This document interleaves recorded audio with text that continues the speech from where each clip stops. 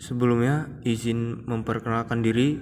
Nama saya ST Krisna Nugroho dengan NPM 221503171. Pada kesempatan kali ini, saya akan membuat video penjelasan tentang hasil pengerjaan perbaikan program pada proyek ADP. Program ini mengacu pada implementasi model CNN yang dilatih menggunakan dataset tentang pneumonia pada gambar ronsen paru-paru.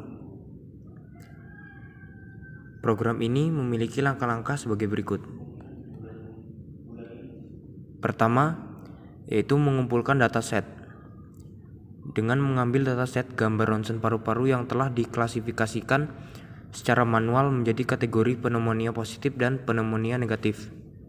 Yang kedua, pra pemrosesan data, yaitu memproses dataset untuk memastikan format yang sesuai untuk melakukan normalisasi, penyesuaian ukuran gambar, dan teknik augmentasi untuk meningkatkan variasi dataset.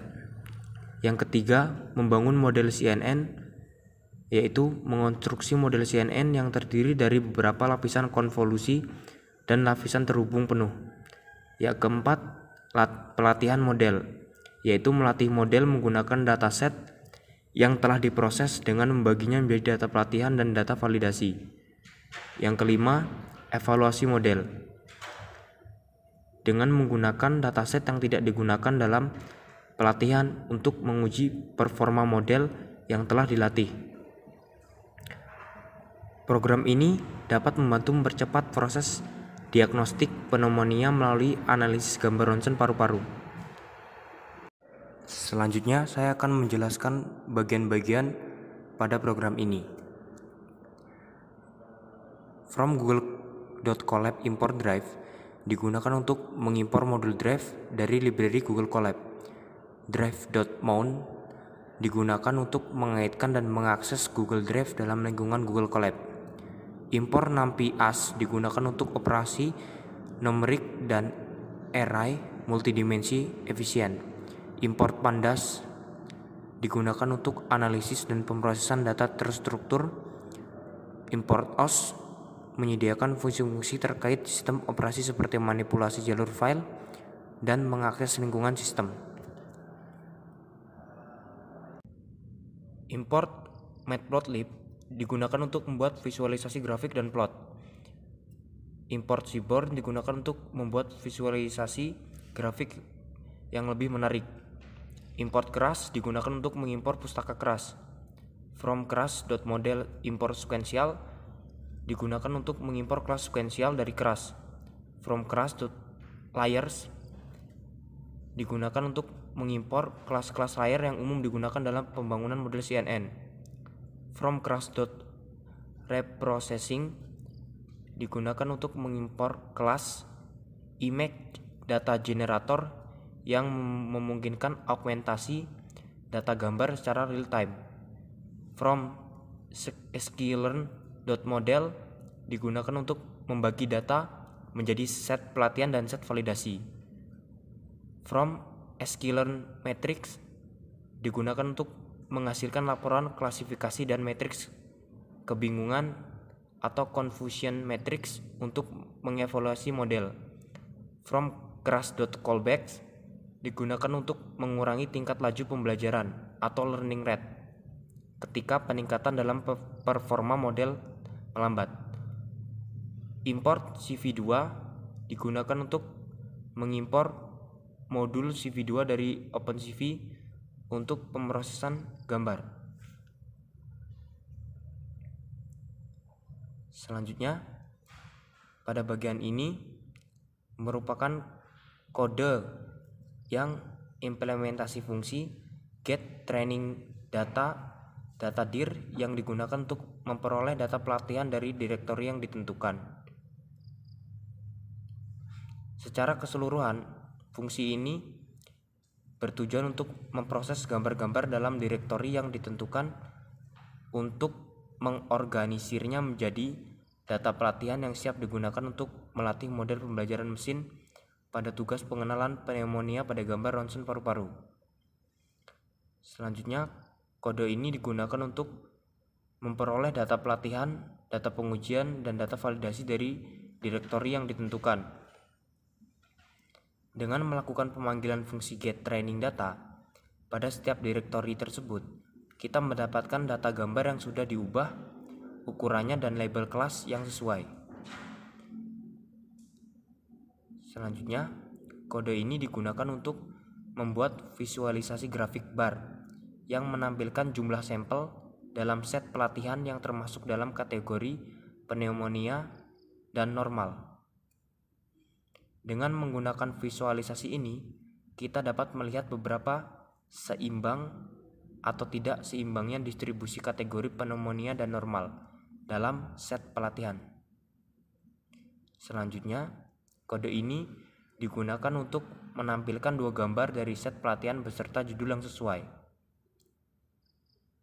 Dengan menggunakan kode ini, kita dapat melihat dua contoh gambar dari set pelatihan, dan judul pada setiap gambar menunjukkan kelas yang sesuai, yaitu pneumonia atau normal. Hal ini membantu dalam pemahaman visual terhadap data pelatihan yang digunakan untuk melatih model. Kemudian saya akan melanjutkan penjelasan dari program Python ini. Sebelumnya, saya akan memperkenalkan diri saya terlebih dahulu. Nama saya Muhammad Rizky Al-Fateh dengan NPM 2215031 Dan yang selanjutnya adalah kode di atas adalah contoh implementasi pembagian data menjadi 3 set terpisah: data pelatihan, data validasi, dan data pengujian. Biasanya proses ini dilakukan dalam pembelajaran mesin untuk menguji dan mengevaluasi performa model pada data yang tidak terlihat sebelumnya. Selanjutnya, data pelatihan ditambahkan ke X, train, dan Y menggunakan loop for. Setiap data pelatihan berisi fitur dan label yang kemudian ditambahkan ke masing-masing list X train dan Y train. Hasilnya, kita memiliki 3 set data terpisah dengan masing-masing set memiliki list fitur dan labelnya. Setelah ini, data tersebut dapat digunakan untuk melatih, memvalidasi, dan menguji mode pembelajaran mesin. Kemudian, kode di atas itu adalah sebuah contoh dari normalisasi data dan pemrosesan gambar menggunakan Python dengan menggunakan library NumPy.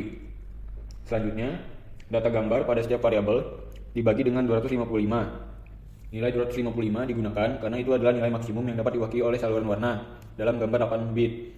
Dengan menggunakan setiap elemen dalam array gambar dengan 255, kita mendapatkan nilai piksel yang dinormalisasikan antara 0 dan 1. Ini membantu dalam proses pelatihan model, karena sebagian besar algoritma pembelajaran mesin bekerja lebih baik dengan data yang dinormalisasikan dalam rentang tersebut. Dengan melakukan normalisasi ini, setiap piksel dalam gambar akan memiliki nilai antara 0 dan 1 yang mempermudah pemrosesan lebih lanjut dalam model pembelajaran mesin. Kode di atas adalah contoh pengubahan dimensi atau reshapping dari data gambar dalam pemrosesan gambar menggunakan Python dengan menggunakan library NumPy. Selain itu, kode juga melakukan pengubahan format pada variabel ytrain, yval, dan ytest. Selanjutnya, setiap variabel yang berisi data gambar diubah dimensinya menggunakan metode reshape. Metode ini menggunakan bentuk shape atau array sesuai dengan parameter yang diberikan. Pada kasus ini, dimensi array gambar diubah menjadi -1 image size atau image size plus 1. Nilai -1 pada dimensi pertama menunjukkan bahwa jumlah data gambar dalam array tetap sama dengan sebelumnya. Image size adalah ukuran gambar yang diberikan sebagai parameter, dan 1 menunjukkan gambar tersebut adalah gambar dengan saluran channel grayscale. Kemudian, variabel ytrain, yval, dan ytest diubah menjadi array NumPy menggunakan fungsi nparray. Hal ini dilakukan agar label-label tersebut memiliki format yang kompatibel dengan pemrosesan lebih lanjut. Kemudian, kode di atas menggunakan objek image data generator dari library Crush untuk melakukan augmentasi data gambar. Augmentasi data adalah teknik yang digunakan untuk menciptakan variasi baru dari data pelatihan dengan melakukan transformasi kecil pada gambar-gambar tersebut. Tujuan dari augmentasi data adalah meningkatkan kemampuan generalisasi model dan mengurangi overfitting. Pada kode selanjutnya, objek data gen dari kelas image data generator dibuat dengan beberapa konfigurasi yang ditentukan melalui argumen-argumen yang diberikan. Kemudian, selanjutnya, future wise atau center dan sample wise center diatur sebagai false. Ini berarti tidak ada penggeseran rata-rata pada level future atau sampel. Artinya, rata-rata pixel dalam gambar tidak akan dikoreksi menjadi 0. Kemudian, future wise std normalization dan simple wise std normalization juga diatur sebagai false. Ini berarti tidak ada normalisasi standar pada level fitur atau sampel. Artinya pixel dalam gambar tidak akan dibagi dengan standar deviasi dari dataset. Width shift range dan height shift range diatur sebagai 0.1. Ini berarti gambar akan secara acak digeser secara horizontal dan vertikal dengan jangkauan maksimum 0,1. kali lebar, dan tinggi total.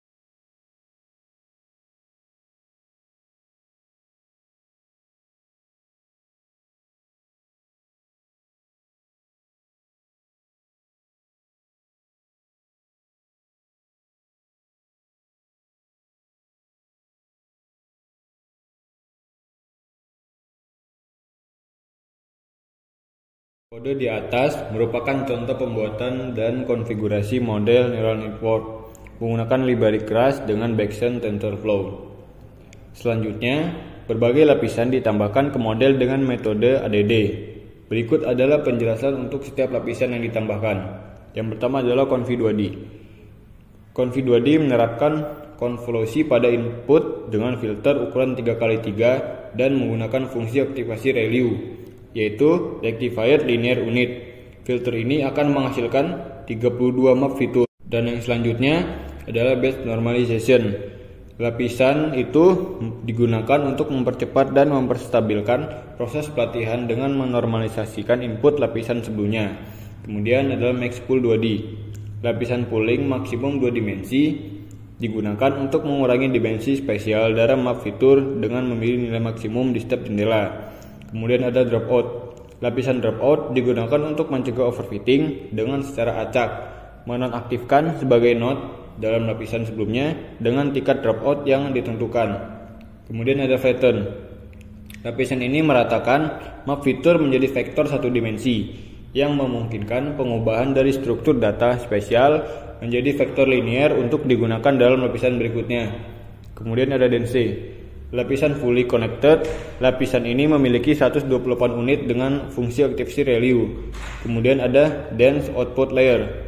Lapisan fully ini terakhir dengan 1 unit tugas klasifikasi biner. Fungsi aktivasi sigmoid menghasilkan probabilitas output yang berkisar antara 0 dan 1.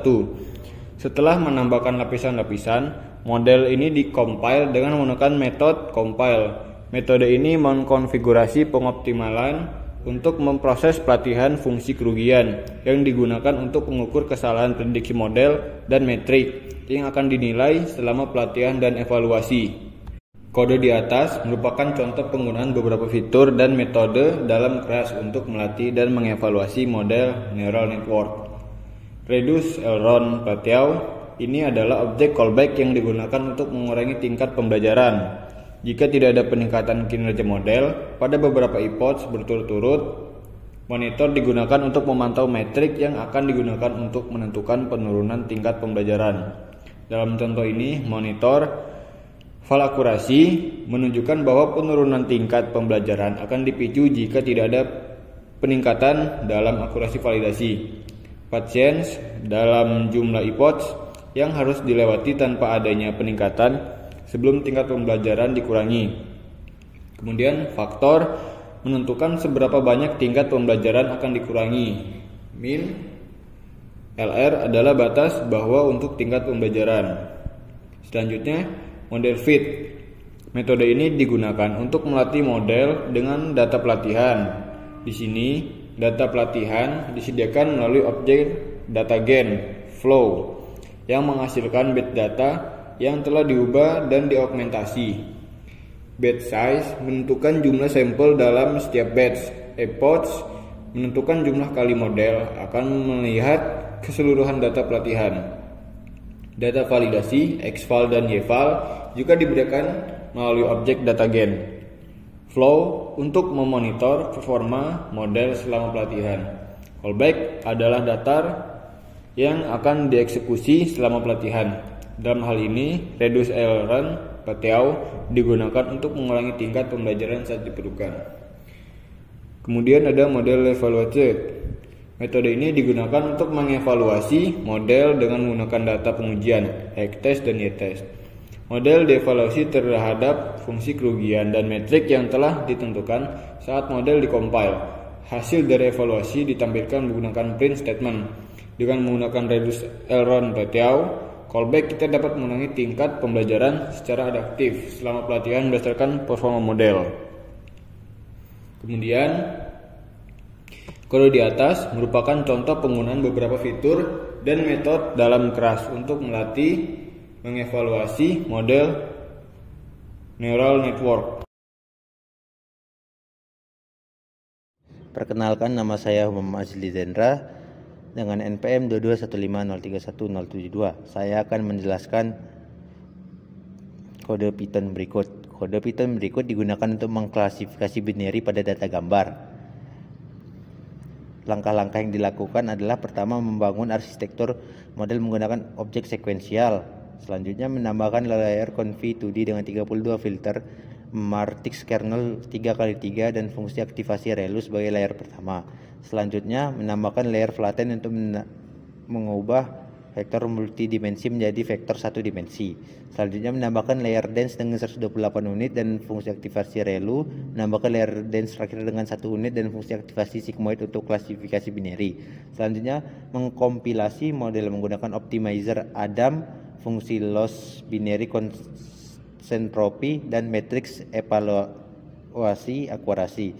Selanjutnya melakukan pelatihan model fit menggunakan data latih, batch size 32 dan 5 epochs. Mengevaluasi model menggunakan data uji untuk mendapatkan nilai dan akurasi. Selanjutnya menampilkan hasil loss dan akurasi dari model.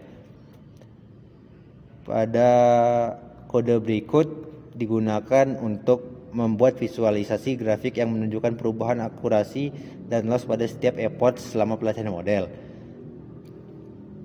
Langkah-langkah yang dilakukan adalah sebagai berikut. Pertama, membuat variabel epoch yang berisi rentang nilai dari 1 hingga panjang array yang menyimpan akurasi pelatihan. Ditambah 1, variabel ini digunakan sebagai sumbu X pada grafik. Membuat objek figur dan sumbu aksis menggunakan plt.subplots dalam kurung 1,2. Ini akan menghasilkan sebuah gambar dengan 1 baris dan 2 kolom dengan 2 sumbu yang mewakili grafik akurasi dan loss. Mengatur ukuran gambar menggunakan fig.set size inches dalam kurung 2010, di mana 20 adalah lebar dalam inci dan 10 adalah tinggi dalam inci. Selanjutnya pada sumbu pertama menggunakan ax.plot untuk membuat grafik akurasi pelatihan dengan label training akurasi. Kemudian menggunakan ax.plot lagi untuk membuat grafik akurasi dari validasi dengan label validasi akurasi. Setiap garis diberi gaya Go untuk train ACC dan RO untuk val ACC. Selanjutnya diberikan judul grafik dengan ax.setTitle dan legenda dengan ax.legend. Dan label sumbu X diatur dengan ax.setXlabel dan sumbu Y diatur dengan ax.setYlabel. Selanjutnya pada sumbu kedua menggunakan ax1plot untuk membuat grafik garis loss pelatihan dengan label training loss. Menggunakan ax1.plot lagi untuk membuat garis grafik loss validasi dengan label validasi loss. Setiap garis diberi dengan gaya G sampai dengan O untuk trend loss dan RO untuk val loss. Selanjutnya diberikan judul dengan grafik ax1.setTitle dan legenda dengan ax1.legend. Selanjutnya label sumbu X diatur dengan ax.1xlabel dan selanjutnya menampilkan grafik dengan plt.show. Saya akan melanjutkan penjelasan dari kode Python berikut. Pada baris pertama, ini digunakan untuk memprediksi kelas dari data uji x_test menggunakan model yang telah di-training sebelumnya. Hasil diprediksi akan disimpan dalam variabel prediction. Pada baris kedua, baris ini mengambil indeks kelas dengan nilai prediksi tertinggi dari setiap prediksi yang dihasilkan oleh model. Fungsi np argmax digunakan untuk menemukan indeks maksimum dalam array prediction pada sumbu terakhir aksis dan hasilnya akan disimpan dalam variabel prediction class. Pada baris ketiga, baris ini untuk merubah bentuk array prediction class dari bentuk 2D menjadi 1D. Metode ini digunakan untuk mengubah bentuk array menjadi satu baris dengan jumlah kolom yang sama seperti sebelumnya. Dan kemudian dengan kita mengakses baris pertama dari hasil reshape dan menyimpannya kembali ke dalam variabel predicted class. Pada baris keempat, untuk mencetak 15 elemen pertama dari array predicted class, elemen-elemen ini mewakili prediksi kelas dan 15 sampel pertama dari dalam data uji. Pada baris ke-6 digunakan untuk menghasilkan laporan klasifikasi yang terperinci. Fungsi classification report menerima argumen dari y-test yang berisi label kelas sebenarnya dari data uji. Predicted class yang berisi label kelas yang telah diprediksi oleh model dan target names yang berisi nama-nama kelas. Laporan klasifikasi ini akan mencakup berbagai matrik evaluasi seperti presisi, recall, dan F1 score untuk setiap kelasnya, serta rata-rata dari metrik tersebut. Pada baris selanjutnya digunakan untuk print laporan klasifikasi yang dihasilkan ke layar. Laporan ini akan memberikan informasi detail tentang performa model dalam memprediksi kelas-kelas yang ada.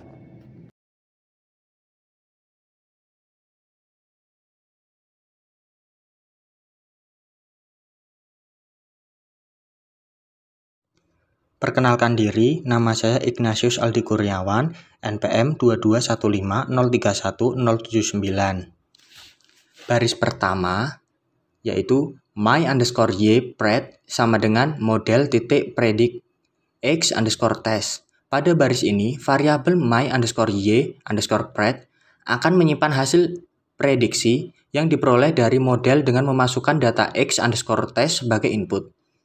Pada baris kedua, predict_classes sama dengan np.argmax.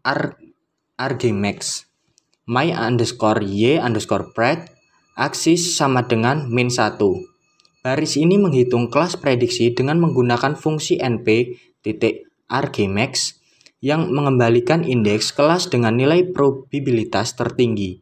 Nilai ini disimpan dalam variabel predicted_classes. Baris 4, target names sama dengan pneumonia kelas 0, normal kelas 1. Variabel target_names menyimpan daftar nama kelas yang akan digunakan dalam laporan klasifikasi. Baris 5, classification_rep sama dengan classification_report y_test predicted_classes target_names sama dengan target_names. Pada baris ini, fungsi classification_report digunakan untuk menghasilkan laporan klasifikasi yang mencakup metrik sebagai akurasi, presisi, recall, dan F1 min score. Data yang digunakan adalah y_test dan predicted_class yaitu kelas prediksi. Argumen target_names digunakan untuk memberikan label pada masing-masing kelas. Baris ke-6, print classification_rep mencetak laporan klasifikasi yang dihasilkan pada baris sebelumnya. Baris 8, CM sama dengan confusion_matrix y_text predicted_classes. Variabel CM akan menyimpan matriks kebingungan yang dibuat dengan menggunakan fungsi confusion_matrix. Matriks ini menggambarkan jumlah klasifikasi yang benar dan salah. Pada baris ke-9, cm_df sama dengan pd.dataframes. cm indeks sama dengan kelas 0, kelas 1, columns kelas 0, kelas 1. Membuat data frame menggunakan pd.dataframe dari matriks kebingungan cm. Label pada baris dan kolom ditentukan sebagai class 0, class 1. Pada baris ke-10, print cm_df mencetak matriks kebingungan yang dalam bentuk data frame yang dihasilkan pada baris sebelumnya. Baris 12 sampai 18 membuat visualisasi matriks kebingungan menggunakan headmap dan menggunakan plt.figure, SNS headlamp, dan plt show. Headlamp ini akan menggambarkan matriks kebingungan dalam bentuk warna dengan anotasi jumlah klasifikasi di setiap sel. Pada baris ke-20, correct underscore index sama dengan np no zero predicted underscore class sama dengan y underscore test.